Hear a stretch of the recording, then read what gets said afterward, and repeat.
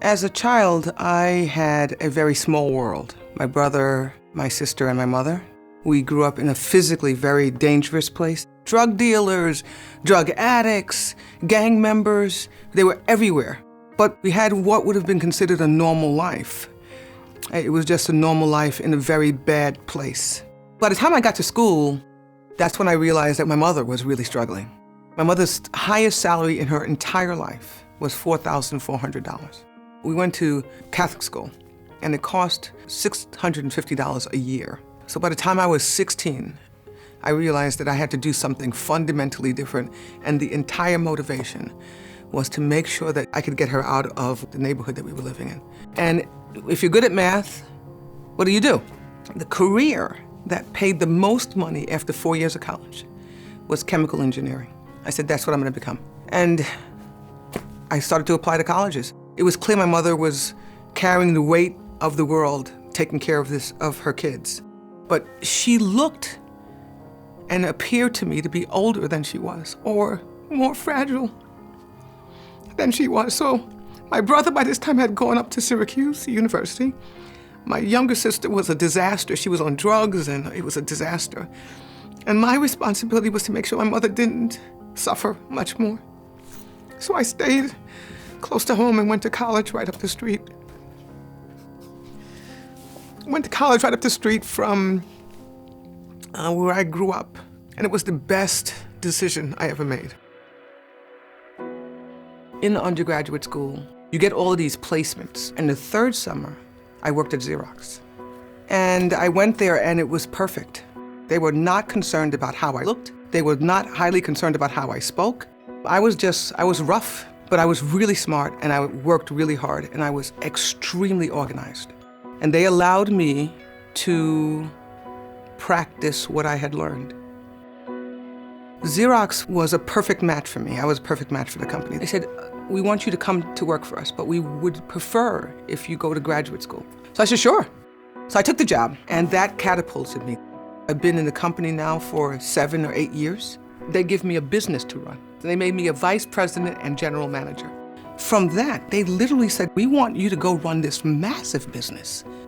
That moment, I realized I could probably run this place. When I became CEO, the first call that I got after the public announcement was from the New York Times. The entire story was, you are the first African-American woman CEO. Fortune did a cover on it. I got calls from Magic Johnson, from Al Sharpton, from Jesse Jackson. George Bush called me. Bill Clinton called me. And I'm like, wow. So there was this unbelievable uproar outside. Literally, I'd be walking in New York City and people would stop me. And they would say, you're Ursula Burns. Yeah, literally, it happened all the time. And my daughter is the one who said to me, don't you understand, Mom, don't you understand how big a deal you are to these people? You are them. When they see you, they see the possibility that it could be them or their children. This was not only about me, it was about them. People were looking at me not because they said, oh my God, this woman had this brilliant career. You mean to tell me that you had a mother, no father, you kind of lucked your way through things, work hard, but lucky here, connection here, this thing there, and you made it here just by literally putting one foot in front of the other?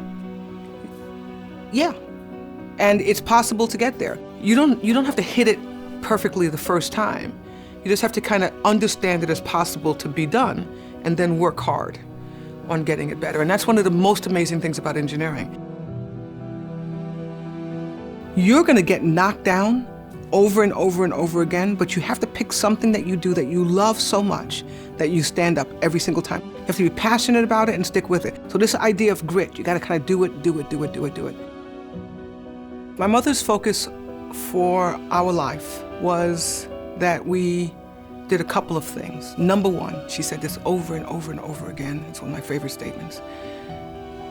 You must leave behind more than you take away.